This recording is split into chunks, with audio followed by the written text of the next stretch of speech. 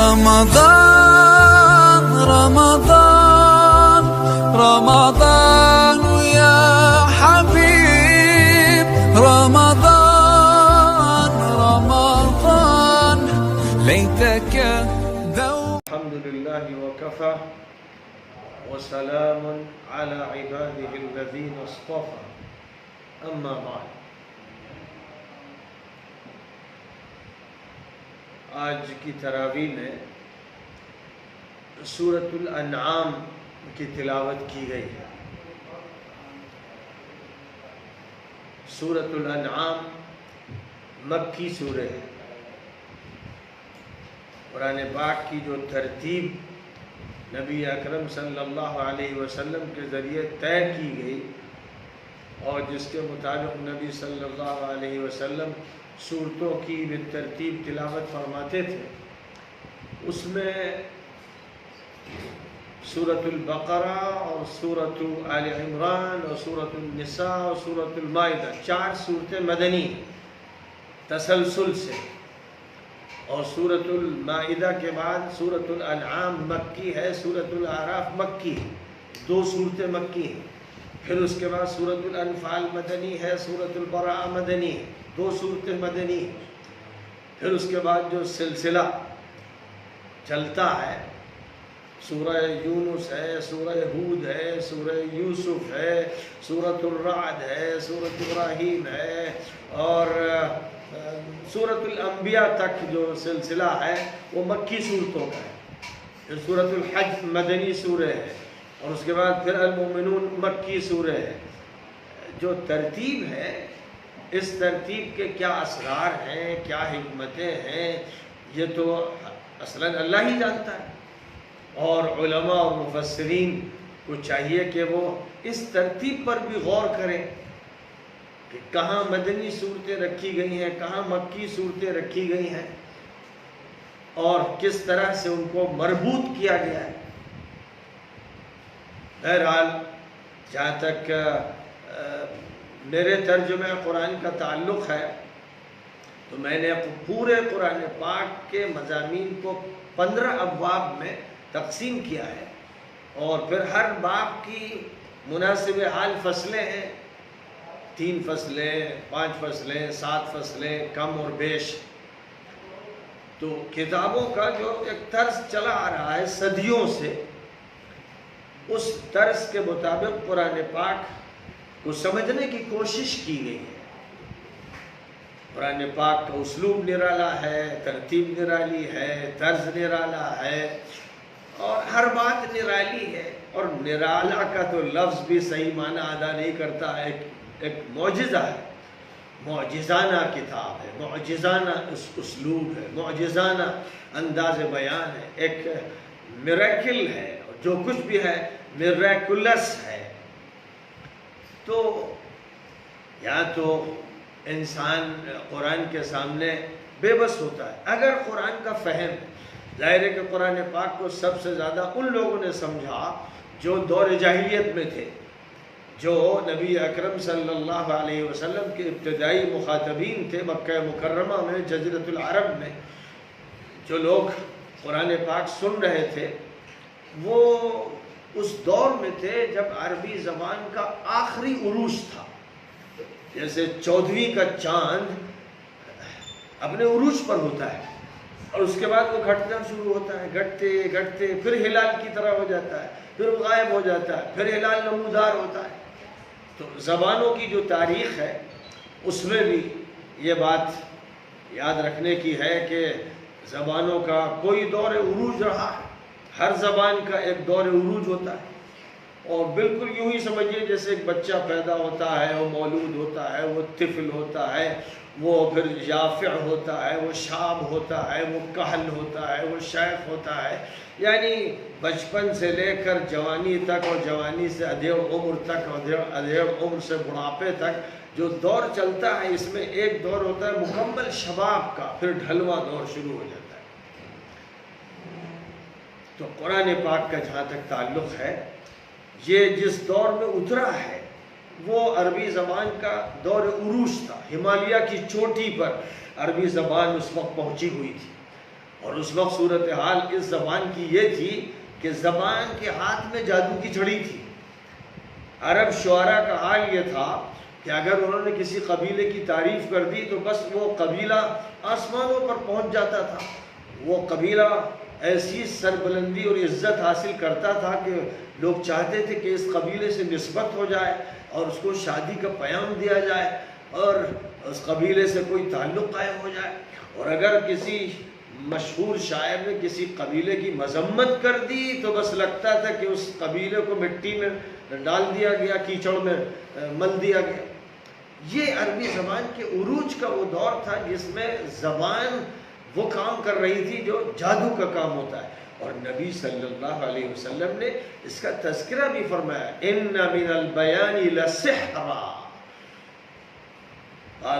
بعض ایسے بیان ہوتے ہیں اور انسان کے اندر ایسی قدرت ہوتی ہے، لسانی قدرت ہوتی ہے، بیان کی قدرت ہوتی ہے کہ جادو کا اثر پیدا ہو جاتا ہے۔ لیکن جب قرآن پاک کا نزول شروع ہوا تو شاعروں کی شاعری پھیکی پڑ گئی، خطیبوں کی خطابت زیر ہو گئی، عربوں کا عروج دھڑام سے نیچے آ کر گر گیا، کفر اور شرک سر و سجود ہو گئے، اور قرآن ان کے سامنے جب اپنی زبان میں بات کرنے لگا تو اب وہ قرآن کے بارے میں کہنے لگے ان ھذا الا سحر یؤثر، تو جادو ہے، یہ جادو ہے، اور یہ ملکی جادو بھی نہیں ہے۔ یعنی اگر ہمارے علاقے کا جادو ہوتا تو ہم بھی سمجھتے یہ جادو کہیں سے لایا جا رہا ہے، کہیں سے لیا جا رہا ہے۔ قرآن پاک کی نسبت ادھر ادھر کرنے لگے، کیونکہ یہ بات ان کے لیے بڑی شرمندگی کی تھی کہ جن شاعروں کا نام تھا اور جن شاعروں کا ایسا زور تھا کہ ان کے قصیدے کعبہ مقدسہ کی دیوار پر لٹکائے گئے، جن کو معلقات سبعہ کہا جاتا ہے، وہ 7 قصیدے جو عالم عربی کے منتخب کر کے ان کو کعبہ مقدسہ کی دیوار پر آویزہ کیا گیا ہے، گویا اس بات کو ثابت کرنے کے لیے کہ یہ عربی زبان کے ایسے قصیدے ہیں جن کی مثال نہیں۔ تو جن شعراء کا اعتراف کیا گیا قرآن پاک کے نزول کے بعد، وہ شعراء خود قرآن پر یہ الزام لگانے لگے کہ یہ تو جادو ہے۔ ولید ابن المغیرہ کے بارے میں معروف ہے، مشہور ہے، سیرت کی کتابوں میں اس کا تذکرہ کیا گیا ہے کہ جب عرب کے لوگ زچ ہونے لگے اور قرآن کا مقابلہ مشکل ہو گیا اور کافر آپس میں کہنے لگے کہ اس قرآن کو مت سننا ورنہ یہ دیوانہ کر دے گا، تم اس سے دور رہو، اس سے بچو، آواز آ رہی ہو تو شور مچاؤ۔ یہ انہوں نے طریقہ کار اختیار کیا جس سے خود اس بات کا ثبوت فراہم ہو رہا ہے کہ وہ زچ ہو گئے، شکست کھا گئے۔ اب وہ شور اور غل غپاڑا مچا کر قرآن کو ہرانے کی کوشش کر رہے تھے، لیکن ہر سنجیدہ آدمی سمجھ رہا تھا کہ اس شور سے اور ہنگامے سے حقیقت بدلتی نہیں۔ جیسے آج ہمارے ملک میں ہر شخص اس بات کو محسوس کر رہا ہے، ہر سنجیدہ شخص محسوس کر رہا ہے کہ میڈیا کا جو شور ہے، غل غپاڑا ہے، جو ہنگامہ ہے، اسی لیے ہے کہ وہ اسلام کی حقیقت سے، اسلام کے اخلاق سے، امن و شانتی کے پیغام سے، اس کی تہذیب سے مغلوب ہے۔ انہیں معلوم ہے کہ اس کا مقابلہ نہیں، ان کے دلوں میں حسد اور جلن ہے، تو مقابلہ اسی طرح کرتے ہیں کہ ہنگامہ، الزام، شور شرابہ، گالی گلوج۔ جو لوگ تھکے ہارے ہوتے ہیں، چوٹ کھائے ہوئے ہوتے ہیں، حسد کی آگ میں جلے ہوئے ہوتے ہیں، ان کا یہی ریاکشن ہوتا ہے۔ تو مکہ مکرمہ میں قرآن پاک کا نزول جس دور میں شروع ہوا، وہ دور ایک طرف زبان کے عروج کا تھا تو دوسری طرف تہذیب کے زوال کا تھا۔ مکہ مکرمہ میں حضرت ابراہیم اور حضرت اسماعیل کے مذہب اور تہذیب کو گویا کہ دفن کر دیا گیا تھا۔ لوگوں کا حال یہ ہو گیا تھا کہ وہ مکہ جس میں کعبہ مقدسہ کو پوری دنیا انسانیت کے لیے مرکز توحید بنایا گیا تھا، اس کعبے کے اندر 360 بت رکھ دیے گئے تھے، اور اس کعبے کے باہر مطاف میں 360 بت تھے، اور صفا پہاڑی پر ایک دیوی، مروہ پہاڑی پر ایک دیوی، اور ہر استھان پر دیوی اور دیوتا۔ یہ وہ ماحول تھا توحید کے مرکز کا جو بنایا گیا تھا، اور وہ ماحول جہاں ابراہیم اور اسماعیل کی تربیت تھی، اخلاق تھے، ان کی تہذیب کے نتیجے میں لوگ تیار ہوئے تھے۔ خاندان اسماعیلی، خاندان ابراہیمی کے جو حضرات تھے وہ اتنے بگڑے کہ اب شراب، سٹھا، جوا اور نشے آور دیگر چیزیں ایک طرف وہ عام تھیں، بے حیائی، عریانیت، فسق اور فجور، یہ اس نے اخلاق کو تباہ کر رکھا تھا، اور کفر، انکار، الحاد، دہریت اور شرک اور دیو مالائی نظام، اس نے پورے معاشرے کو ختم کر کے رکھ دیا تھا۔ تو پوری دنیا مکے سے ہدایت کی منتظر تھی، اور مکہ خود گمراہی کا مرکز بنا ہوا تھا۔ یہ وہ ماحول تھا جس میں اللہ تعالیٰ کی طرف سے یہ طے فرمایا گیا کہ اب اسی مکے کی سرزمین سے دوبارہ توحید کا نعرہ بلند کیا جائے گا، غلغلہ بلند کیا جائے گا، توحید کی حقیقت سامنے لائی جائے گی، اللہ کا تعارف کرایا جائے گا، شرک اور کفر کی بخیا ادھیڑ دی جائے گی، یہ بتا دیا جائے گا کہ وہ انسانیت کا زوال ہے، وہ انسانیت کی آخری درجے کی وہ پست منزل ہے جس میں کوئی گرتا ہے تو پھر اٹھ نہیں پاتا ہے الا یہ کہ اللہ ہی اٹھا دے۔ جب یہ صورتحال تھی تو سب سے پہلے اللہ تعالیٰ کی طرف سے جو آیتیں جبرائیل امین لے کر آئے تھے حضور صلی اللہ علیہ وسلم جس وقت غار حرا میں تھے، وہ آیتیں اس بات پر مشتمل تھی کہ پڑھنا شروع کرو، قلم لو۔ سب سے پہلے پڑھنے کی طرف متوجہ کیا گیا، کیونکہ ایک جاہل جپٹ قسم کا جو آدمی ہوتا ہے اس سے کیا توقع کی جائے گی، اس کو کیا سمجھایا جائے گا؟ پڑھنے ہی سے انسان آگے بڑھتا ہے، پڑھنے سے ذہن بنتا ہے، پڑھنے سے دل کھلتا ہے، پڑھنے سے باطن منور ہوتا ہے، لیکن اسی وقت جب کہ پڑھائی بھی صحیح ہو، اس لیے کہا گیا اقرأ بسم ربک۔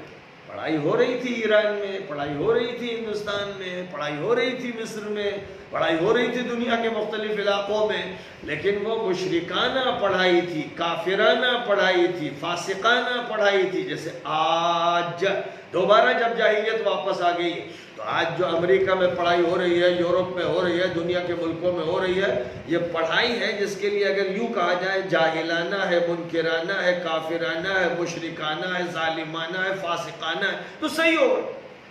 کیونکہ اس پڑھائی کے نتیجے میں جو کچھ ہم دیکھ رہے ہیں وہ یہ کہ یہ وہ پڑھائی ہے جس سے وہ سائنٹسٹ تیار ہوئے جنہوں نے ایک چھوٹے سے بم سے لے کر نیوکلیائی بم تیار کیا۔ یہ وہ پڑھائی ہے جس کی سائنس نے انسان کو تباہی، بربادی، انسانوں کی خانہ بربادی یہ سکھائی۔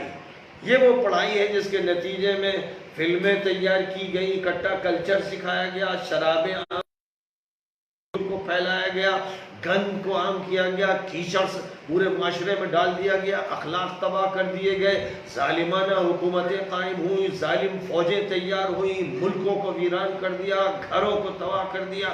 یہ اس کی دین ہے، یہی اس دور کی صورتحال تھی۔ وہ جاہلیت اولا تھی، یہ جاہلیت کا ایک طویل دور ہے، جاہلیت ثانیہ کہہ لیجیے آپ اس کو، یا بہت سے دور جاہلیت کے گزرے ہیں، تو بہرحال اس دور کی جاہلیت کہہ لیجیے۔ 21ویں صدی کی جاہلیت میں ہم لوگ زندگی گزار رہے ہیں۔ ہمارے کچھ بیوقوف قسم کے لوگ ہوتے ہیں، احمق الدہر، جو کہتے ہیں آج کا دور بڑا ترقی یافتہ ہے، اب ایجوکیشن عام ہے، بڑی بڑی یونیورسٹیز ہیں، اکیڈمیز ہیں، لائبریریز ہیں۔ جو لوگ یہ بات بولتے ہیں ان کی عقل اس قابل ہے کہ اس پر ترس کھایا جائے، اور ان کی احمقانہ صورتحال ایسی ہے کہ بس اگر ان کو دوبارہ کسی نرسری اسکول میں پڑھا کر اثر نو تیار کیا جائے تو کچھ امید ہو سکتی ہے، ورنہ ایسے لوگوں سے کوئی امید نہیں ہے جو یہ نہ سمجھے کہ علم کے ساتھ تعلق اخلاق کا، کردار کا، انسان کے عمل کا۔ اگر کوئی علم ایسا ہے جس سے فسق و فجور پیدا ہو رہا ہے، عریانیت پیدا ہو رہی ہے، فحاشی پیدا ہو رہی ہے، ظلم پیدا ہو رہا ہے، ذاتیاں پیدا ہو رہی ہیں، تو وہ علم نہیں جہنم ہے۔ اس کا مطلب یہ ہے کہ جہنم کے شیطان باہر آ گئے ہیں۔ وہی اس وقت ٹیچر ہیں، ریڈر ہیں، پروفیسر ہیں، لیکچرر ہیں، اور چنی ہیں اور چنا ہیں، نام ہیں، الفاظ ہیں، تماشے ہیں، ڈھکوسلے ہیں۔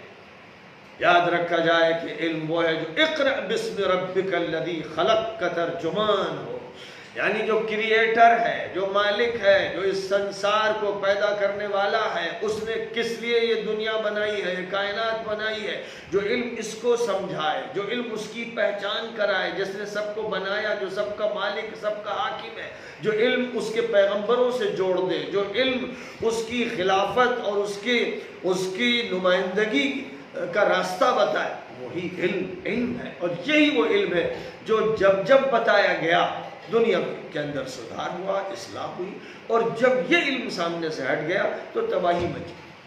اب مکی صورتوں میں سے پہلی صورت جو ہمارے سامنے آئی ہے قرآن کی اس ترتیب میں، وہ سورۃ الانعام ہے۔ انعام کے معنی مویشی کے ہوتے ہیں، چوپاؤں کے ہوتے ہیں۔ تو پھر یہاں پر آدمی کو تعجب ہوگا کہ چوپاؤں کی صورت،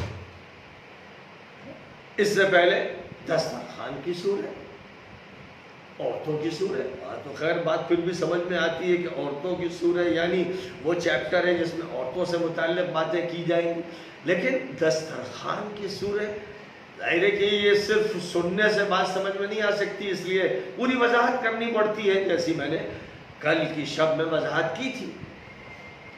اب جہاں تک تعلق ہے چوپاؤں کی صورت، اس لیے یہ نام رکھا گیا، یہ بھی علامتی نام ہے اور اس کا مختصر سے موضوع سے تعلق ہے۔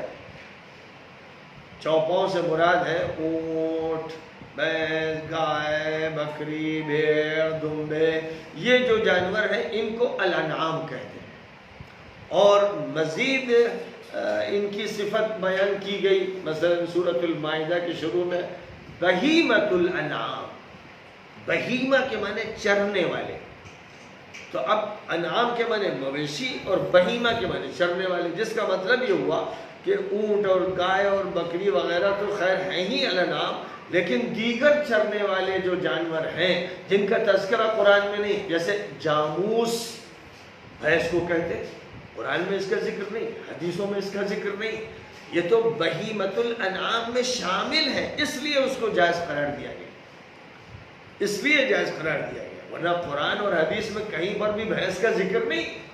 اسی لیے بہت سے حضرات اس کے قائل ہیں کہ بھینس کی قربانی درست ہی نہیں، کیونکہ اس کا ذکر حدیث میں نہیں آیا۔ لیکن یہ غلط فہمی اس لیے پیدا ہوتی ہے کہ اللہ تعالیٰ نے جو الفاظ استعمال کیے ہیں وہ لچکدار ہیں، وہ وسیع الفاظ ہیں۔ ہم صرف یہ دیکھتے ہیں کہ کتنے الفاظ حدیث میں استعمال ہوئے یا قرآن میں جو الفاظ بولے گئے، بس ہم اسی میں محصور ہو جاتے ہیں، حالانکہ قرآن اور حدیث میں جو الفاظ استعمال کیے جاتے ہیں وہ اس لیے کیے جاتے ہیں کہ ان کی وسعتوں سے فائدہ اٹھایا جائے اور ان پر قیاس سے کام لیا جائے۔ لہذا وہ فقہا یقیناً بڑے زیرک تھے، دانا تھے، فرزانہ تھے، جنہوں نے بھینس اور گائے کو یہ دیکھا کہ وہ بھی بہیمۃ الانعام میں ہے اور یہ بھی بہیمۃ الانعام میں ہے، اس کا ذکر ہے، اس کا ذکر نہیں ہے، لیکن دونوں کے درمیان نسل کا قریبی تعلق ہے۔ بہت سی خصوصیات بھینس کی الگ ہیں، گائے کی الگ ہیں، لیکن بہیمۃ الانعام میں بھینس شامل ہے۔ اسی طرح ہرن ہے مثلا، وہ بھی چرنے والا جانور ہے، اب اس کا الانعام میں ذکر نہیں ہے لیکن وہ بھی بہیمۃ الانعام میں شامل ہے۔ نیل گائے کا الگ سے کوئی تذکرہ نہیں ہے، لیکن نیل گائے بھی گائے کی نسل کی ایک قسم ہے اور بہیمۃ الانعام میں شامل ہے۔ لہذا جہاں پر بھی بات کہی گئی ہے جواز کی، جانوروں کی جواز کی بات کہی گئی ہے، وہاں بہیمۃ الانعام کا جو لفظ ہے اس لفظ کو سامنے رکھنا ہے۔ تو الانعام سے مراد جو جانور ہیں وہ اپنی جگہ پر ہیں، لیکن ان کے دائرے کو وسعت بہیمہ کے لفظ نے دے دی ہے، اس لیے اس وسعت سے فائدہ نص قرآنی کے مطابق اٹھایا گیا اور اٹھایا جانا چاہیے۔ اس سورہ پاک کو الانعام اس لیے کہا گیا کہ اس کا جو آخری حصہ ہے اس میں اس بات کا تذکرہ کیا گیا ہے کہ مکہ مکرمہ کے یہ جاہلیت زدہ جو افراد ہیں، یہ کافر و منکر جنہوں نے اللہ کے قانون کو بھلا دیا ہے اور نبی سے بھی بات سمجھتے نہیں، انہوں نے ایسی خرافات پیدا کی ہیں اور ایسے نئے نئے قوانین خود سے گڑھے ہیں۔ مثلا اس جانور کا گوشت عورتیں نہیں کھائیں گی، اس جانور کا گوشت مرد نہیں کھائیں گے، یہ اگر مردہ جانور ہوگا تو عورتیں اور مرد دونوں شریک ہوں گے، اور فلاں جانور کی چربی عورتوں کے لیے جائز نہیں ہوگی، فلاں کی ایسی ہوگی۔ اس طرح کے بے شمار مسائل از خود پیدا کیے۔ تو جب جب جہالت ہوتی ہے اور خرافات پیدا کی جاتی ہیں، تو آج جیسے آپ دیکھتے ہیں یہ بی بی کی سحنک ہے، یہ شیخ سدو کا بکرا ہے، یہ 11ویں کی دیگ ہے، یہ شعبان کا حلوہ ہے۔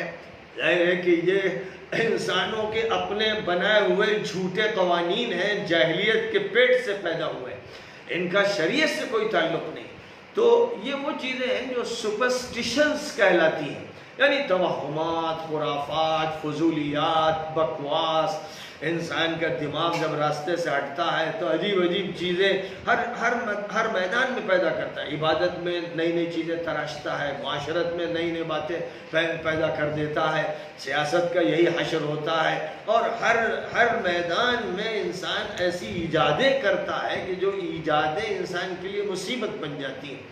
دوسری بات یہ ہے کہ اللہ کی طرف سے جانوروں کے جواز کے لیے یہ ضروری قرار دیا گیا ہے کہ ان کو ذبح کیا جائے، ان کی جو 2 رگیں ہیں گلے کی، ان پر چھری اس طرح چلے کہ جسم کا خون پوری طرح سے نکل جائے۔ ان رگوں پر جب دھاردار آلے سے عمل کیا جاتا ہے، ذبح کیا جاتا ہے، تو اس سے جسم کے اندر کا پورا خون باہر آ جاتا ہے، اور خون مضر ہے، یعنی خون کا استعمال خاص طور پر جس کو دم مسفوح کہا گیا ہے، بہنے والا جو خون ہے، اس کا استعمال ناجائز قرار دیا گیا ہے، یعنی کھانے میں اس کا استعمال ناجائز قرار دیا گیا ہے، اور اس کے اندر مضرت ہے۔ اس لیے اس کا جو حل ہے وہ حل یہ پیدا کیا گیا۔ اب ظاہر ہے کہ اس کا بھی مکلف نہیں کیا گیا کہ گوشت کو نچوڑ کے اتنا دھویا جائے کہ سفید ہو جائے، اس کی لالی ختم ہو جائے، یہ مقصد نہیں ہے۔ اور جو باریک باریک رگوں میں جو خون باقی رہ جاتا ہے وہ مضر نہیں ہے، خاص طور پر بڑی رگوں میں جو خون بہتا رہتا ہے یہ مفید نہیں ہے، مضر ہے صحت کے اعتبار سے، اور اللہ تعالیٰ ایسی چیزوں کو منع کرتا ہے جو مضر ہوں، صحت کے لیے مضر ہوں یا اخلاق کے لیے مضر ہوں، زندگی کے کسی پہلو کے اعتبار سے مضر ہوں، انہیں ممنوع قرار دیا گیا ہے۔ گندی چیزوں کو، خبیث چیزوں کو، سور میں گندگی، فطرت میں اس کی گندگی، اس لیے اللہ تعالیٰ نے اس کو نجس قرار دیا ہے، اور اس کے کھانے کا کوئی سوال نہیں، طبیعت گھن کرتی ہے۔ ظاہر ہے کہ اگر پال عیسائیت کو تباہ نہ کرتا تو وہ یہ حرکت نہ کرتا کہ شراب و سور کو ان کے لیے جائز کر دیا اور دوسرے اچھے جانوروں سے ان کو محروم کر دیا۔ یعنی خبیث عقیدہ، خبیث معقولات و مشروبات عیسائی دنیا میں پال نے مسلط کیے۔ اسلام نے پوری دنیا کو جو باتیں سمجھائی ہیں کہ جو چیزیں طیب ہیں، پاکیزہ ہیں، مفید ہیں، صحت کے لیے مضر نہیں ہیں بلکہ صحت کے لیے مفید ہیں، ان میں اچھے وٹامنس ہیں، ان کو استعمال کیا جائے۔ سارے ڈاکٹرز جانتے ہیں، سارے سائنٹسٹ جانتے ہیں کہ جو گوشت ہوتا ہے، بکری کا گوشت ہو، وہ اونٹ کا گوشت ہو، اور بھینس کا، گائے کا گوشت ہو، یہ گوشت ایسے جن میں وٹامنس ہیں، اور ان وٹامنس کی وجہ سے جب سے دنیا قائم ہے ان کا گوشت استعمال ہو رہا ہے۔ اس ہندوستان کی تہذیب میں بڑے بڑے یہاں کے سنتوں مہنتوں نے، اور جن کو اوتار کہا گیا، انہوں نے خوب گائے کا گوشت کھایا ہے، اور ویدوں میں ذکر ہے، اپنشد میں ذکر ہے، جو مذہبی کتابیں ہیں ان میں اس کا تفصیلی تذکرہ ہے۔ تو بہرحال بہت سی چیزوں کو سیاسی موضوع بنا دیا گیا، مذہب کہیں گڑھ لیا گیا، یہ جو بھی عمل ہے، تو اب ظاہر ہے کہ اس عمل کی بنیاد پر بہت سی رعایتیں ملحوظ رکھنی پڑتی ہیں، اور مسلمان تو یہ چاہتا ہے کہ امن رہے، سلامتی رہے، کوئی انتشار پیدا نہ ہو۔ اس لیے جو چیز لاجیکلی نہیں ہے، سائنٹیفکلی نہیں ہے، اگر کوئی اس پر بھی مصر ہے اور ضد کیے رہتا ہے تو مسلمان یہ چاہتے ہیں کہ جھگڑا نہ ہو، فتنہ نہ ہو، اس لیے جس گوشت کو وہ جائز سمجھتے ہیں اس کو بھی انہوں نے چھوڑ دیا۔ ہندوستان کی سرزمین پر انہوں نے بھی ہندوؤں کی رعایت کرتے ہوئے، اور یہ کہ ہمارے درمیان ان کے درمیان کوئی ٹکراؤ نہ ہو، گائے کے ذبیحے کو اور گوشت کو چھوڑ دیا۔ تو بہرحال جہاں تک چوپاؤں کا تعلق ہے ان کے بارے میں جاہلیت کی رسومات کی بیخکنی کی گئی ہے، اس لیے اس کا نام سورۃ الانعام۔ لیکن اصلاً مکہ مکرمہ میں جو صورتیں بھی نازل ہوئی ہیں ان کا موضوع توحید، رسالت، آخرت، اخلاقیات اور انسانی مسائل یہ ہوتے ہیں۔ انہی موضوعات سے متعلق تمام مکی صورتیں ہیں، کہیں پر زیادہ تفصیل کے ساتھ بات کہی گئی ہے، کہیں اختصار کے ساتھ بات کہی گئی ہے۔ چھوٹی چھوٹی صورتیں جیسے قل هو اللہ احد، کہہ دو کہ وہ اللہ ایک، اللہ الصمد، وہ اللہ بے نیاز، لم یلد ولم یولد، اس نے کسی کو جنا نہیں نہ اس کو جنا گیا، ولم یکن لہ کفوا احد، کوئی اس کے برابر و ہمسا نہیں۔ مختصر سی سورہ ہے لیکن توحید کا سبق اتنے زبردست انداز میں اس میں بیان کیا گیا ہے کہ شرک کی جتنی قسمیں ہیں ان کی جڑیں کھود دی گئی۔ تو یہ تو مکی صورتوں کے عام موضوعات ہیں۔ ضمناً کچھ ایسی باتیں بھی آتی ہیں جن کا تعلق معاملات سے ہوتا ہے، معاشرت سے ہوتا ہے، خاص طور پر اخلاقیات سے ہوتا ہے۔ اخلاقی پہلوؤں پر بہت توجہ دی جاتی ہے، اور عقیدے کے بعد اسلام میں اخلاقیات کا نمبر عبادات کا ہے، لیکن عبادات کا دائرہ پھر بھی فرض کے ساتھ محدود ہوتا ہے۔ مثلا نماز بالکل ابتدا سے فرض کر دی گئی تھی، اور نماز اکیلے لوگ پڑھ رہے تھے۔ مکہ مکرمہ میں اس وقت جماعت کے ساتھ نماز اس لیے نہیں ہو پا رہی تھی کہ دشمن اس کی اجازت نہیں دے رہا تھا، ایک مصیبت یہ مسلط ہو گئی تھی، تو الگ الگ لوگ نماز پڑھ لیتے تھے۔ لیکن جہاں تک تعلق ہے روزے کا تو 15 سال کے بعد روزے فرض کیے گئے۔ جہاں تک تعلق ہے زکوٰۃ کا تو یوں سمجھیے کہ تقریباً 17 سال کے بعد لگ بھگ زکوٰۃ کو فرض کیا گیا تفصیلات کے ساتھ۔ مکی دور میں صرف یہ کہہ دیا گیا کہ مال کی پاکی کی فکر کرو، نفس کی پاکی کی فکر کرو، اس کے لیے بھی لفظ زکوٰۃ استعمال ہوا، لیکن تفصیل کے ساتھ کس مال میں زکوٰۃ ہوگی، کتنی ہوگی، کن کو دی جائے گی، یہ سب مسائل 9 ہجری میں سامنے لائے گئے۔ اور حج کا جہاں تک تعلق ہے وہ بھی 9 ہجری میں فرض کیا گیا۔ تو صرف ایک نماز ہے جو مکہ مکرمہ کے ابتدائی دور میں فرض کی گئی، کیونکہ بغیر نماز ہو سکتا اور نماز جا سکتی ہے، یعنی انفرادی طور پر بھی ہو سکتی ہے۔ اب جہاں تک تعلق ہے اس سورہ کا، تو اس سورہ کا جو اٹھان ہے، اس سورہ کا جو انداز ہے، اس سورہ میں جو زور و شور ہے، اس سورہ میں جو معجزات کی دھمک ہے، کھنک ہے، وہ توحید کے بیان سے شروع ہوتی ہے۔ الحمدللہ الذی خلق السماوات والنور، تمام تعریفیں اس اللہ کی ہیں جس نے آسمانوں کو بنایا، فضاؤں کو بنایا، زمین کو بنایا، روشنی کو بنایا، ظلمتوں کو بنایا، جو کچھ بھی ہے سب اللہ کی تخلیق ہے۔ جدھر نگاہ کرو گے تم گویا اللہ کی تجلی دیکھو گے، جدھر کان لگاؤ گے خدا تعالیٰ کی کسی بات کو سنو گے، جدھر غور کرو گے تمہارے تدبر کے لیے اللہ تعالیٰ کا نظام تمہیں دعوت دے رہا ہوگا۔ ہمہ وقت ہر طرف پکار ہے تو اللہ کی۔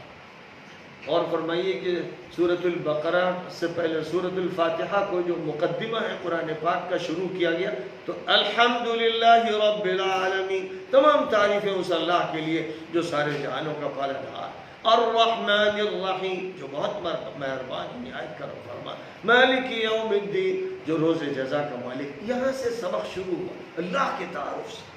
پھر آئیے اب آپ جب ذرا سورۃ آل عمران میں پہنچیں گے، الف لام میم اللہ لا الہ الا هو الحی القیوم، اللہ ہے جس کے علاوہ کوئی اللہ نہیں، جس کے علاوہ کوئی معبود نہیں، جس کے علاوہ پوجا کے کوئی لائق نہیں، وہ الحی ہے، زندہ جاوید، القیوم ہے، وہی ہے جس نے آسمانوں کو، زمین کو، فضاؤں کو تھام رکھا۔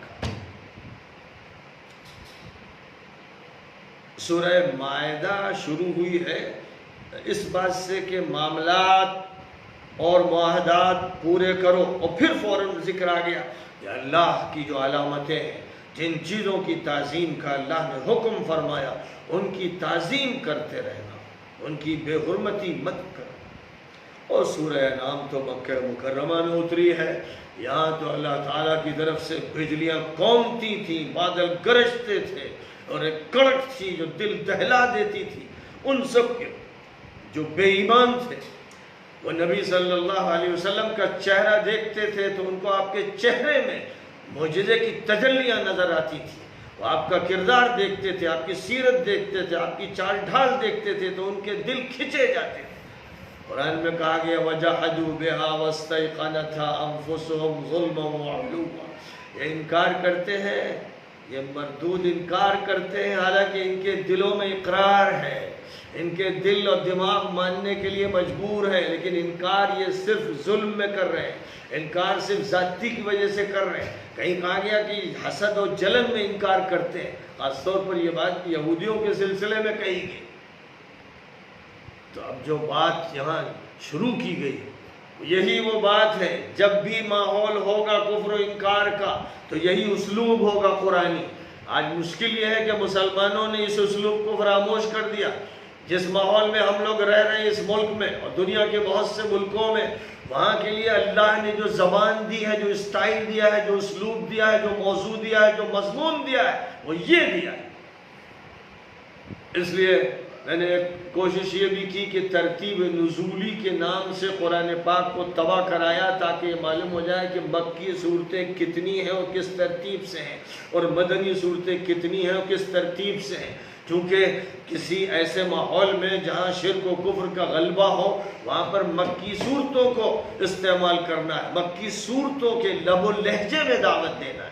یہ دعوت کے لیے قرآن اترا ہے۔ نبی سے فرمایا گیا فَذَكِّرْ بِالْقُرْآنِ مَن يَخَافُ وَعِيدٍ، جس کے اندر بھی ضمیر بیدار ہے، جس کے اندر بھی حس ہے، جس کے اندر بھی خوف ہے اس کائنات کے مالک کا، اس کو قرآن کے ذریعے سمجھائیے اور نصیحت کیجیے۔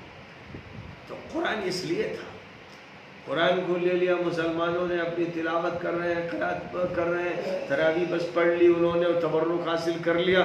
یہ کتاب دی گئی تھی اس لیے کہ پوری انسانیت کے سامنے معجزہ اس طرح سے ڈال دیا جائے جیسے حضرت موسیٰ نے اپنی لاٹھی فرعون کے سامنے ڈال دی تھی۔ اگر لوگ معجزے کی طرح اسے پڑھیں، معجزے کی طرح سمجھیں اور معجزے کی طرح اس کو لوگوں کے سامنے پیش کریں تو جو فرعون کا حشر ہوا تھا وقت کے سب سے بڑے ظالم حکمران کا، وہی حشر ہوگا ان سب کا جو ظلم کرنے والے ہیں، زیادتی کرنے والے ہیں۔ ان پر روب طاری ہو جائے گا، ان کو لگے گا کہ جادو کر دیا گیا ہے، ان کو لگے گا دل پھٹا جا رہا ہے، ان کو ایسا محسوس ہوگا کہ ان کے دماغ میں یہ قرآن بیٹھتا چلا جا رہا ہے۔ کاش کہ توفیق ہو لوگوں کو، مدارس کے فارغین اور مدارس کے مدرسین کی ذمہ داری ہے کہ قرآن پاک کو ایک معجزے کی حیثیت سے پڑھیں اور پڑھائیں، اور معجزے کی حیثیت سے اس طرح سے طلبہ کو دے دیں جیسے حضرت موسیٰ کو لاٹھی دی گئی تھی۔ جو معجزے انبیاء اکرام کو دیے گئے وہ ان کے جیتے جی رہے اور ان کا انتقال ہوا، معجزے کا انتقال ہوا۔ حضرت عیسیٰ کو جو دم عیسیٰ دیا گیا تھا، پھونکنے کی جو صلاحیت دی گئی تھی جس سے مردہ زندہ ہو جاتا، مادرزاد نابینا بینا ہو جاتا، کوڑھی چنگا ٹھیک ہو جاتا، درست ہو جاتا، جو صلاحیت دی گئی تھی حضرت عیسیٰ اوپر اٹھائے گئے، ان کے ساتھ ان کی خصوصیات چلی گئی بلکہ وہ خصوصیات ختم ہو گئی کیونکہ وہاں اس کی ضرورت نہیں جہاں ان کو لے جایا گیا۔ حضرت صالح کو جو اونٹنی پہاڑ کے اندر سے دکھائی گئی، نکالی گئی، وہ اونٹنی ذبح کر دی گئی تھی اور قوم پر عذاب آ گیا تھا، پھر اس اونٹنی کا کہیں کوئی اثر نہیں ہے، کہیں اس کا وجود نہیں ہے۔ حضرت موسیٰ کو جو لاٹھی دی گئی تھی اور ید بیضہ دیا گیا تھا کہ گریبان میں ہاتھ ڈالتے تھے بغل تک نکالتے تھے تو ایسا جیسے سورج کی کرنیں بکھیر رہا ہے۔ حضرت موسیٰ علیہ السلام کو یہ معجزے دیے گئے تھے، وہ دنیا سے رخصت ہوئے، معجزے رخصت ہوئے، لیکن حضور اکرم حضرت محمد مصطفیٰ صلی اللہ علیہ وسلم کو وہ معجزہ دیا گیا ہے جو رہتی دنیا تک رہے گا، پوری انسانیت کے لیے، ہر دور کے لیے، ہر ملک کے لیے، ہر زبان کے لیے یہ معجزہ ہے۔ کہیں پر یہ معجزہ اپنے بیان و زبان کا ہے، کہیں پر یہ معجزہ اپنے سائنٹیفک حقائق کا ہے، کہیں پر یہ معجزہ اپنے قانونی دقائق کا ہے، اس معجزے کے اتنے پہلو ہیں کہ ہر دور میں، ہر ملک میں، ہر طبقے کے لیے قرآن کی معجزانہ حیثیت کو سامنے لانے کی ضرورت ہے۔ مشکل یہ ہے کہ ہمارے مدارس میں قرآن پاک کو ایک کلاسیکل بک کی حیثیت سے، ایک مذہبی بک کی حیثیت سے پڑھا دیا جاتا ہے کہ بھائی اس کو پڑھ لیا جائے تاکہ احکام کچھ معلوم ہو جائیں، قرآن میں احکام کون سے بیان کیے گئے ہیں اور جو قصے ہیں وہ معلوم ہو جائے، اور جو اس کی برکتیں ہیں اور جو اس سے شفا ملتی ہے، اور تعویذ گنڈے بھی بنا لیے جاتے ہیں، اور جناب ہر حرف پہ جو ثواب ہے وہ مل جائے اور بس قصہ ختم۔ یہ قرآن کا اصل موضوع نہیں، یہ ضمنی موضوعات ہیں۔ اصل موضوع کیا ہے؟ ہدی للمتقین، ہدی للناس، ان ھذا القرآن یہدی للتی ہی اقوم۔ یہ اس کا اصل موضوع، یہ گائیڈ بک ہے، رہنما کتاب ہے، یہ دستور ہے، یہ پوری انسانیت کا کانسٹیٹیوشن ہے، صرف مسلم قوم کا نہیں۔ تو اب ذرا دیکھیے، اللہ کا بیان ہو رہا ہے، ایشور کا بیان ہو رہا ہے۔ جنہوں نے ایشور کو بھلا دیا، نہیں جانتے کہ ایشور کی صفات کیا ہے، ان سے کہا جا رہا ہے تمام تعریفیں ہیں اس مالک کے لیے، اس خالق کے لیے، اس کریٹر کے لیے جس نے آسمان کو بنایا، فضاؤں کو بنایا، زمین کو بنایا، تاریکیاں اس نے پیدا کی، روشنی اس نے عطا فرمائی، اور اس نے انسان کو مٹی کے پتلے سے پیدا کیا اور اس کی عمر طے کر دی۔ جتنے لوگوں کا بھی انتقال ہو رہا ہے، کوئی کسی حادثے میں مرتا ہے، کوئی بستر پہ لیٹا لیٹا ختم ہو جاتا ہے، کوئی لمبی بیماری کے بعد ختم ہوتا ہے۔ آج کل کورونا وائرس سے کچھ لوگ موت کے منہ میں جا رہے ہیں، اور جو لوگ کورونا وائرس سے موت کے شکار ہو رہے ہیں ان سے ہزاروں درجے زیادہ تعداد میں دیگر بیماریوں اور حادثات سے لوگ موت کے شکار ہوتے رہے۔ ان کے خلاف کبھی مہم نہیں چلی۔ جب دنیا پر موت مسلط کی تھی امریکہ نے، افغانستان میں بم گرا کر، عراق پر بم گرا کر، سیریا پر بموں کی مار کر کے، ویتنام پر بم گرا کر، جب یہ دنیا پر موتیں مسلط کی گئی تھی، دہشت ناک، ہولناک، خوفناک، جن سے رونگٹے کھڑے ہو جائیں، چتھڑے اڑ جائیں، عمارتیں گرا دی جائیں، تو اس وقت دنیا بے چین نہیں ہوئی۔ جہاں پر یہ تباہی مچ رہی تھی، مچنے دو، مرنے دو، بلکہ ساتھ دینے کے لیے ملک در ملک امریکہ کے ساتھ کھڑے ہو گئے۔ سیریا میں ابھی جو کچھ انقلاب شروع ہوا تھا کہ عوام ایک ظالم، ایک مجرم، ایک خبیث حکومت کے خلاف اٹھ کھڑے ہوئے، تو جدے میں جو الائنس قائم کیا گیا امریکہ کی ماتحتی میں اور اس کی قیادت میں اور اس کی صدارت میں 65 ملکوں کا جو الائنس بنایا گیا، وہ اس لیے بنایا گیا کہ فضا میں بمبار طیارے چلا کر انسانوں پر بموں کی بارش کر دی جائے، محلوں کے محلے اجاڑ دیے جائیں، شہر ویران کر دیے جائیں۔ تو اس وقت دنیا اس الائنس کے ساتھ کھڑی تھی۔ آج یہ بیچارہ کورونا وائرس چپکے سے آتا ہے، کوئی ہلڑ نہیں، کوئی ہنگامہ نہیں، کوئی بم نہیں، کوئی نیکلیات ہے۔ وَأَجَلٌ مُّسَمًّى عِندَهُ، طے ہے ہر شخص کی زندگی اللہ کے یہاں، ایک ایک منٹ طے ہے، بغیر حکم الہی کے کسی کی جان نہیں جائے گی، یہ طے ہے بالکل۔ تو وہ پیغام لے کر آتا ہے جیسے موت کا فرشتہ لے کر آتا ہے۔ جب موت کا فرشتہ کسی گھر پہنچتا ہے، کسی کا پیغام لے کے آتا ہے کہ اب چل چلاؤ ہے، اور اس کی جان قبض کرتا ہے، تو سب دیکھتے ہیں کہ فلاں کی جان جا رہی ہے، کوئی بیماری کے بعد جا رہا ہے، کوئی ہارٹ اٹیک سے جا رہا ہے، کوئی جہاز کے ٹکرانے کی وجہ سے مر رہا ہے، آگ لگنے سے مر رہا ہے، کوئی ریل کے حادثے، کوئی بس کے حادثے، کار کے حادثے، اسکوٹر کے حادثے، اور کن کے کتنے حادثوں میں روزانہ لاکھوں لوگ مارے جا رہے ہیں۔ تو فرشتہ موت جس طرح آتا ہے، اعلامیہ نے کورونا وائرس کو فرشتہ موت بنا دیا، کسی کا گھر نہیں گراتا، بچوں کو تباہ نہیں کرتا، عورتوں پر یوں حملہ نہیں کرتا جیسے وہ بم جو آ کر گھر کی چھتیں اور دیواریں بوڑھوں پر، عورتوں پر، بچوں پر گرا دیتے ہیں، اور وہ پھر ملبے کے نیچے سسکتے، تڑپتے، بلکتے مرتے۔ اس کی فکر نہیں ہوئی کبھی؟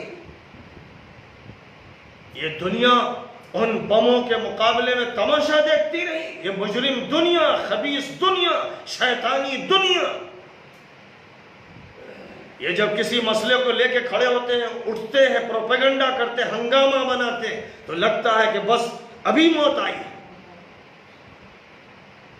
کورونا سے پہلے روزانہ کے اخبارات صرف دیکھ لیجئے اور حادثات کی تفصیلات دیکھ لیجئے تو روزانہ ایک ایک ملک میں ایک ایک ضخیم جلد تیار ہو جائے گی کہ کن کن اسباب سے موتیں ہوئی، اور یہ وہ ہیں جو ریکارڈڈ ہیں۔ اور اس اعتبار سے آج جو موتیں ہو رہی ہیں تو بہت کم ہو رہی ہیں، لیکن اخبارات میں صرف کورونا کورونا، رونا ہے کورونا کا۔ بھول گئے لوگ اغوا کی وارداتیں، بھول گئے چوری چکیتی ڈکیتی ظلم، اس کی خبریں ہی ختم ہو گئی۔ خبر آ رہی فرشتہ موت کی۔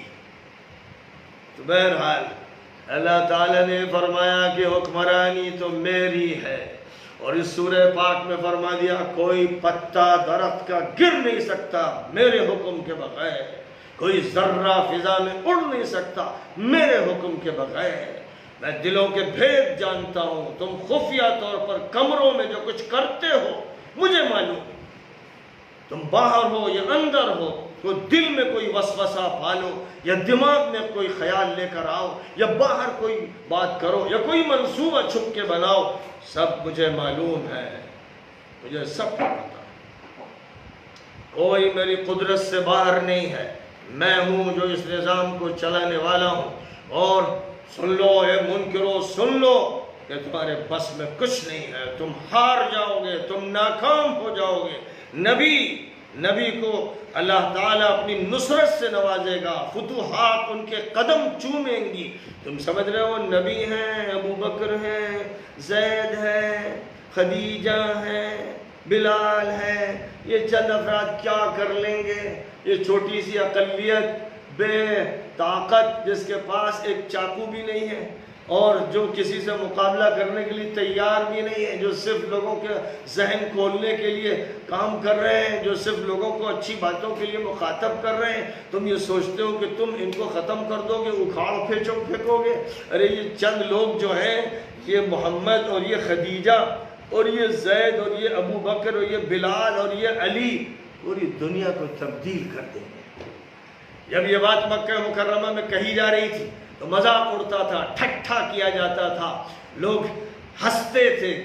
یہ دیکھ رہے ہیں آپ محمد کو دیکھ رہے ہیں، ان کا دماغ خراب ہو گیا، یہ چند دنوں سے پاگل ہو گئے ہیں، ایک کلام سناتے ہیں اور اس سے اثر ڈالنا چاہتے ہیں، اور یہ بڑے بڑے دعوے کرتے ہیں کہ فتح مجھے ہوگی، اللہ میری مدد کرے گا۔ کس خیال میں ہے، کس خواب میں ہے، چند لوگ ہیں اکھاڑ کے پھینک دیے۔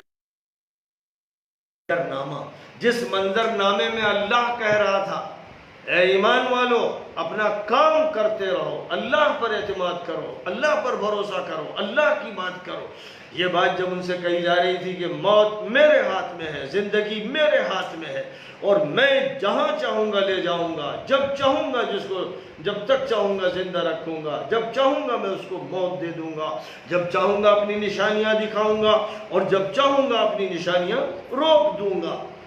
یہیں پر اسی سلسلے میں ایک بڑی زبردست بات فرمائی گئی ہے کہ وَمَا مِن دَابَّةٍ فِي الْأَرْضِ وَلَا طَائِرٍ يَطِيرُ بِجَنَاحَيْهِ إِلَّا أُمَمٌ أَمْثَالُكُمْ،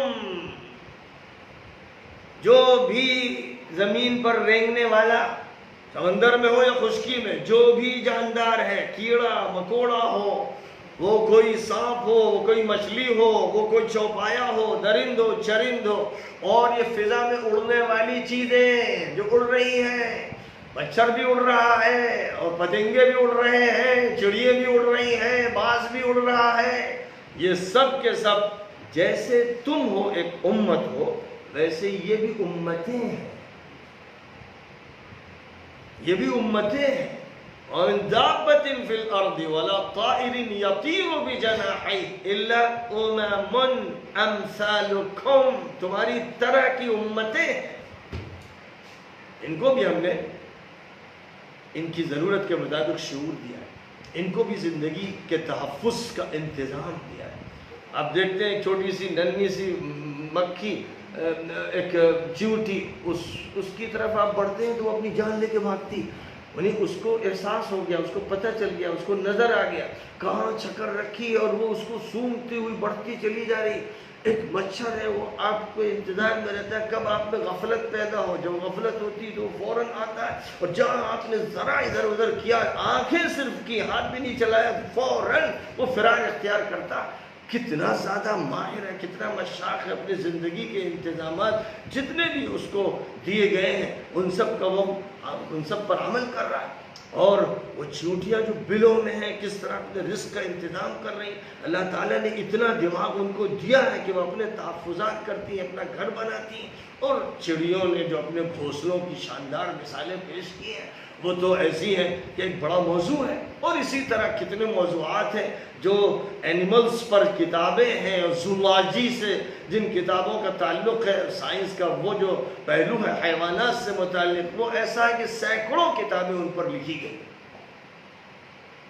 تو ما من دابۃ فی الارض میں یا طائر یطیر میں کرونا وائرس کو بھی شمار کیجئے، امم امثالکم میں یہ بھی ایک امت ہے، ہر جرثومہ ایک امت ہے، یعنی ایک مجموعہ ہے، تعداد شمار نہیں کر سکتے، کروڑ ہاں کروڑ، ارب ہاں ارب ہے، ایک دو نہیں، ہزار دو ہزار نہیں، اتنے ہیں کہ ان کو قابو میں کرنا آسان نہیں ہوتا۔ کسی کو لگ گیا تو اب اس کے لیے کوشش کی جا رہی کہ ویکسین تیار ہو جائے، دماغ فیل ہو گئے تمام سائنٹسٹ لوگوں کے، ڈاکٹروں کے، ماہروں کے، سب کے دماغ بالکل تھک گئے، پریشان ہیں۔ بات کی جا رہی پلازما دیا جائے، یعنی جو بیمار ہوا اور ٹھیک ہو گیا اس کا خون لیا جائے اور اس کا خون پھر انجیکٹ کیا جائے اس میں جو بیمار ہے۔ تو یہی جو جانور تھا جس کو شکست ایک جسم میں دے دی گئی، اب دوسرے جسم میں جا کر اینٹی بائیوٹک بن جائے گا اور کس کو اس کو اینٹی باڈی کہہ دیتا، تو یہ ایک طاقت اس کو ملے گی جو اس کے جسم میں منتقل کی جائے گی۔ تو یہ انسان کی کوئی پیداوار نہیں، اللہ نے جو خون بنایا ہے اور اللہ نے انسان کے صحت کے جراثیم اور انسان کے اندر کی وٹامنز اور انسان کے اندر کی امیون دفاع کی جو صلاحیت ہے اس کے ذریعے جہاں شکست دے دی ہے، اب انسان سوچتا ہے چلو وہاں سے کچھ مادہ لے کر آئیں، شاید اس سے شفا ہو جائے۔ اور کہا جا رہا ہے کئی لوگوں کو پلازما سے جو شفا یاب ہوئے ان کے پلازما سے شفا ملی ہے۔ اور ایک نئی کہانی ماشاءاللہ سامنے آئی کہ تبلیغ کے جن لوگوں پر خوب الزام لگائے گئے تھے کہ یہ بیمار ہو گئے، وہ بیمار کر دیا، آج وہی شفا دینے والے اور لوگوں کا علاج کرنے والے اور ویکسین فراہم کرنے والے اور پلازما دینے والے اور عطیہ ڈونیٹ کرنے والے بن گئے۔ یہ اللہ کا نظام ہے، جس کو چاہے اٹھا دے، جس کو چاہے مبتلا کر دے۔ کل جس کو مثال بنایا جا رہا تھا بیماری کی، آج وہ مثال بن رہا ہے شفا کی۔ اب خون لیا جا رہا ہے، پلازما لیا جا رہا ہے تبلیغی حضرات کا، دلی میں اور دنیا کے مختلف ملکوں کے مختلف علاقوں میں، اس ملک کے مختلف علاقوں میں، اور ان کے پلازما سے اب دوسرے لوگوں کو ٹھیک کرنے کی کوشش ہو رہی ہے۔ تو اب ان سے بھیک مانگی جا رہی ہے اور وہ خود سے کہہ رہے ہیں بھیک مت مانگو، ہم صدقہ دے رہے ہیں، رمضان کا موقع ہے، ایک صدقہ مال کا ہوتا ہے، ہم لوگ خون کا صدقہ دینے کے لیے تیار ہیں۔ یہ ہے جسے اللہ رکھے اسے کون چاہے۔ تو یہ جو سورہ ہے سورۃ الانعام، اس میں توحید کے مضامین کے بگل بجا دیے گئے۔ کاش کے ہندی زبان میں، سنسکرت زبان میں، میڈیا کے چینلوں سے قرآن پاک کے مضامین پوری طاقت سے پیش کیے جاتے تو اس ملک کے تمام بیماریاں، اس ملک کی تمام بیماریاں ختم ہو جاتی، اور دنیا کی بیماریوں کا خاتمہ اگر ہوگا کبھی ہوگا تو محض وہ اللہ تعالیٰ کی توحید کے صحیح فکر کے ساتھ ہوگا، اس پر اعتماد کر کے ہوگا۔ وہی اللہ ہے جس نے بیماری بھی پیدا کی اور علاج بھی پیدا کیا۔ حضور اکرم صلی اللہ علیہ وسلم نے فرمایا کہ ما وضع اللہ داء الا وضع له شفاء۔ اللہ میاں کی طرف سے کوئی بیماری چلتی ہے تو اس کی شفا کا انتظام بھی اللہ کی طرف سے موجود ہوتا ہے، اللہ اس کی دوا بھی رکھتا ہے۔ جہاں بیماری پھیلتی اسی علاقے میں اس کی دوا ہوتی ہے، کسی پودے میں، کسی جڑی بوٹی میں، کسی دانے میں، کسی نہ کسی چیز میں. یہ اللہ کی طرف سے انتظام ہے. سمجھنے والے سمجھتے ہیں، نہیں سمجھنے والے ٹامکٹوئیاں مارتے ہیں. بہرحال اس سورہ کے جو مضامین ہیں وہ تو بہت ہیں، لیکن ایک اہم مضمون، ایک نیا مضمون اس میں آیا ہے کہ حضرت ابراہیم علیہ السلام جو حضرت عیسیٰ سے تقریباً 2000 سال پہلے تھے، اور عراق ان کا وطن تھا، اور عراق کا بھی شہر عر خاص طور پر ان کا وطن تھا. اس زمانے میں نمرود کی حکومت تھی جو اپنے کو خدا بنا کر پیش کرتا تھا، اور قوم کے اندر جو مشرکانہ عقائد اور خیالات تھے ان میں ایک یہ کہ سورج کی پوجا ہوتی تھی، چاند کی پوجا ہوتی تھی، اور ستاروں کی پوجا، اور ستاروں میں خاص طور پر مشتری ستارے کی پوجا ہوتی تھی، اور اسی طرح بعض اور ستاروں کی بھی پوجا کی جاتی تھی. ابراہیم علیہ السلام کے تو گھٹی میں اللہ نے توحید ڈالی تھی. ابراہیم کے والد آزر تھے، اور یہ آزر جو تھے وہ نمرود کی جو سیکریٹریٹ تھی اس کے گویا ہیڈ تھے، اور ساتھ ہی ساتھ وہاں کا جو دیومالائی نظام تھا اس میں وہ ہیڈ پریسٹ تھے. ان کو بڑا مرتبہ حاصل تھا. وہ بت بناتے بھی تھے اور بت کی پوجا بھی کرتے تھے. اب ایسے گھر میں اللہ تعالیٰ نے ایک ایسا بچہ پیدا کیا جو بچہ توحید لے کر آیا اپنی سرشت میں، اپنی طبیعت میں، اور پھر اس کا اٹھان اسی طرح ہوتا چلا گیا. وہ توحید کی بات کرتا تھا. اب اس نے یہ دیکھا کہ میری قوم کے لوگ تو ستارہ پرستی میں اور چاند کی پرستش اور سورج کی پرستش میں مبتلا ہے، تو سوچنا شروع کیا میں ان کو سمجھاؤں تو کیسے سمجھاؤں. بات تو وہ ایک اللہ کی کرتے رہتے تھے، لیکن انہوں نے یہ سوچا کہ میں کسی رات میں کسی مجمع کے سامنے ایک بات کروں گا. تو انہوں نے ایک رات موضوع بنایا ستاروں. بھائی یہ ستارے جو میں دیکھ رہا ہوں کیا یہ خدا ہے؟ یہ بھگوان ہے؟ یہ ہے جو ہمارے آقا ہے؟ تو اب یہ ایک بات اقرار کی نہیں تھی، ایک سوالیہ نشان کے ساتھ تھی، اور مقصد یہ تھا کہ متوجہ کیا جائے ان کو جو ستاروں کی پوجا کرتے. اور بہرحال رات گزری تو انہوں نے یہ کہا کہ بھائی یہ جو رات میں نظر آ رہے تھے تمہارے دیوتا بھگوان اور جن کی تم پوجا کرتے ہو، یہ تو سب غائب ہو گئے. اب کیا کرو گے؟ جو غائب ہو جائے افق سے میں اس سے تو نہیں مانتا، میں اس کی پوجا نہیں کر سکتا. یہ تو ایک بےتکی بات ہے. ایک چوٹ لگائی انہوں نے ستارہ پرستوں کے دماغوں پر. پھر اس کے بعد انہوں نے ایک موقع پر چاند کو موضوع بنایا. بڑی اس کی بھی پوجا پاٹ ہوتی رہی، ہمارے ملک میں بھی ہوتی رہی ہے.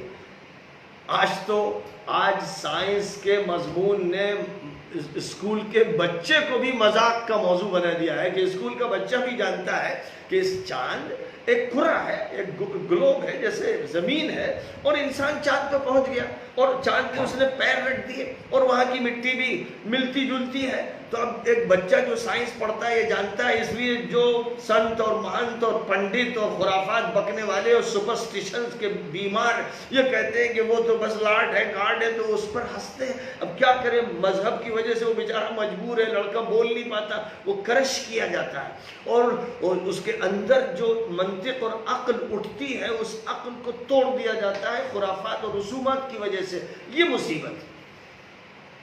حضرت ابراہیم نے کہا کہ بھائی ٹھیک ہے، بھائی یہ ذرا زیادہ بڑے دیوتا لگ رہے ہیں، دیکھا جائے ان کا انجام کیا ہوتا ہے. بہرحال آخر وہ وقت آیا کہ چاند بھی افق سے غائب ہو گیا، یعنی جس کو ڈوبنا کہتے ہیں. اس کے لیے عربی زبان میں اور صفت ہے آفل. حضرت ابراہیم نے کہا بھائی ڈوبنے والوں کو تو میں خدا نہیں بنا سکتا. خدا تو وہ ہو جس کو نیند نہ آتی ہو، جو ہر وقت دیکھتا ہو، ہر وقت جس کی نگرانی ہو. اس لیے میں نہیں مانتا، اس کو میں دیوتا نہیں مان سکتا ہوں. بہرحال اب انہوں نے دن کے وقت کی تلاش کی کہ جو سورج کی پرستش ہے اور جس میں سب سے زیادہ لوگ مبتلا ہیں، وہ اس کی تمازت، اس کی حرارت، اس کی روشنی سے سب بالکل نڈال لیتے ہیں. تو انہوں نے پھر سورج کو موضوع بنایا. اوہ بھائی یہ تو مہادیوتا معلوم ہوتے ہیں، یہ تو شاید مہان ہے. یہ ہوں گے دیوتا. ظاہر ہے کہ وہ روزانہ ہی بچپن سے دیکھتے ہی، ہر آدمی دیکھتا ہے سورج کو، چاند کو، ستاروں کو، لیکن ایک موقع پر انہوں نے جب وہ بالغ بھی ہو گئے اور اب یہ کہ وہ خطاب کرنے کی صلاحیت رکھتے تھے، انہوں نے یہ طریقہ کار اختیار کیا. اور یہ طریقہ ایسا نہیں کہ انہوں نے گڑھ لیا. اللہ میاں نے فرمایا تِلْكَ حُجَّتُنَا آتَيْنَاهَا إِبْرَاهِيمَ عَلَىٰ قَوْمِهِ، یہ دلیل ہم نے سمجھائی تھی ابراہیم. بہت سے لوگ یہاں پر اتنی غلطی میں پڑ گئے کہ حضرت ابراہیم خود بیچارے متاثر ہو گئے. وہ سمجھ رہے تھے کہ واقعی شاید ستارہ ہی ہے، یہ خدا ہے، پھر سمجھے کہ چاند خدا ہے، پھر سمجھے کہ سورج خدا ہے. یہ ایسی بے تکی بات ہے کہ کسی نبی کے بارے میں تو اس کا تصور ہی نہیں ہو سکتا. اور حضرت ابراہیم کی تو شخصیت کا نمایاں پہلو ہی توحید ہے کہ عمر کے کسی دور میں ان کے دل میں کبھی اس سلسلے میں کوئی شک و شبہ نہیں پیدا ہوا. یہ صرف اللہ کی دی ہوئی حجت تھی، اور انہوں نے بہت اچھے طریقے میں، قرآن میں تو اختصار کے ساتھ ہے، بہت لمبی گفتگو اور بہت اچھے طرز پر، بڑے شاندار اسٹائل سے، بڑی منطق کے ساتھ حضرت ابراہیم نے یہ گفتگویں کی تھی.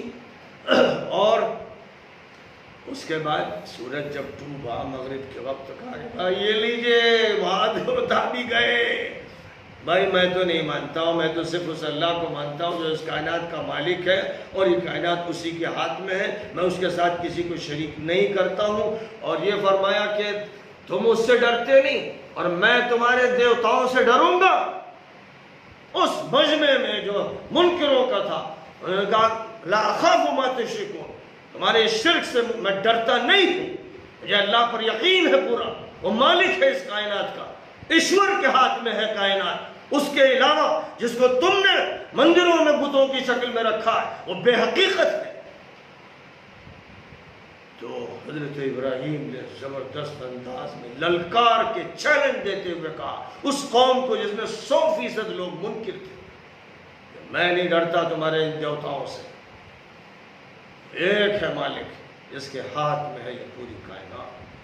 تو اللہ تعالیٰ نے فرمایا کہ یہ ہم نے ان کو دلیل دی، اور ہم نے جو پیغمبر بھیجے سب کو یہی بات سمجھائی. اس لیے نبی پاک علیہ السلام سے کہا گیا فَبِهُدَاهُ مُقْتَدِهْ، اے نبی آپ بھی انہی کے راستے پہ چلیے. ان تمام پیغمبروں کے راستے پر بہت سے پیغمبروں کے نام ذکر کیے گئے ہیں، حضرت اسحاق کا، اسماعیل کا، یعقوب کا، زکریا کا، یحییٰ کا، عیسیٰ کا، الیسع کا، الیاس کا، یونس کا.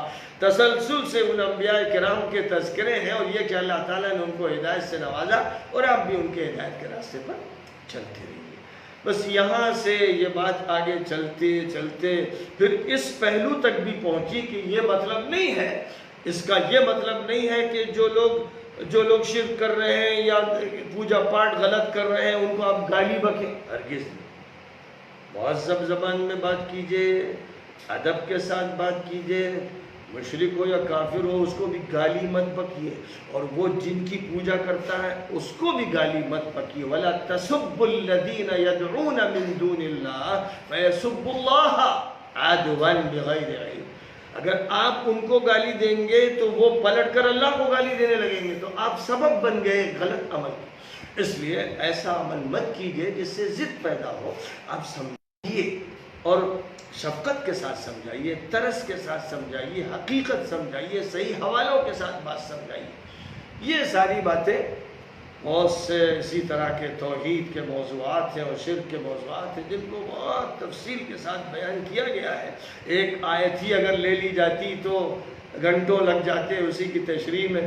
ظاہر ہے کہ اتنی بڑی صورت کی تفسیر و تشریح بہت مشکل ہے، لیکن اختصار کے ساتھ اتنی باتیں کہی گئیں، اور اختتام جو اس سورہ کا فرمایا گیا ہے اب وہیں پہنچتے ہیں. بعض باتیں میں نے پہلے کہہ دی تھی جو بعد کی آیتوں میں آئی ہیں. یعنی سورۃ الانعام میں الانعام کیوں رکھا گیا نام، چوپائے کیوں کہا گیا؟ وہ یہ کہ مشرکانہ جو روایتیں اور رواجات جانوروں کے بارے میں انہوں نے قائم کر لیے تھے ان کی تقلید کرنا تھی. آخری بات جو خلاصہ ہے، قل ان صلاتي ونسكي ومحياي ومماتي لله رب العالمين لا شريك له وبذلك امرت وانا اول المسلمين. یہ ہے خلاصہ کلام. یہ کہا جا رہا ہے کہو اے مولانا کہو، اے پنڈت جی کہو، اے صوفی کہو، اے سنت کہو، اے مہنت کہو، اے ہندو کہو، اے مسلمان کہو، سب کہو کہ میری پوجا، میری قربانی سب ایشور کے لیے ہے، اس کے علاوہ کوئی نہیں ہے جس کی پوجا پاٹ کی جائے، کوئی اس کا ایسوسیٹ نہیں، کوئی ساتھی نہیں، کوئی اس کے کام میں شریک نہیں، وہی اکیلا ہے، یکا و تنہا ہے، پوری کائنات وہی چلا رہا ہے، میں اس کی عبادت کرتا ہوں، میں اس کو مانتا ہوں، اس کے سامنے سرنڈر ہوتا ہوں، اپنا سر اس کے سامنے جھکاتا ہوں، میں کہتا ہوں کہ میری نماز ہو یا قربانی ہو یا زندگی ہو یا موت ہو، جو کچھ بھی ہے سب اسی کی طرف سے ہے، اسی کے لیے ہے۔ یہ آخری بات ہے، یہی بات ہے جو ہر بچے کے دماغ میں ڈال دینا چاہیے، ہر عورت، ہر مرد کے، ہر بوڑھے کے، ہر جوان کے، ہر انسان کے یہ مانوتا کو پیغام دیا جا رہا ہے۔ یہ صرف مسلمانوں کے لیے یہ بات نہیں کہی جا رہی، پوری دنیا کے انسانوں کو معلوم ہونا چاہیے کہ ان کو اپنے لاڈ اور اپنے گاڈ اور اپنے ایشور اور اپنے اللہ کے سامنے جھک جانا ہے، اور یہ کہنا ہے کہ زندگی تیری دی ہوئی، موت جب تو چاہے گا تو آئے گی، کوئی روک نہیں سکتا، اور میں تو بس تیرے حضور حاضر ہوں اور سر جھکا تھا۔ وآخر دعوانا ان الحمد للہ رب العالمین۔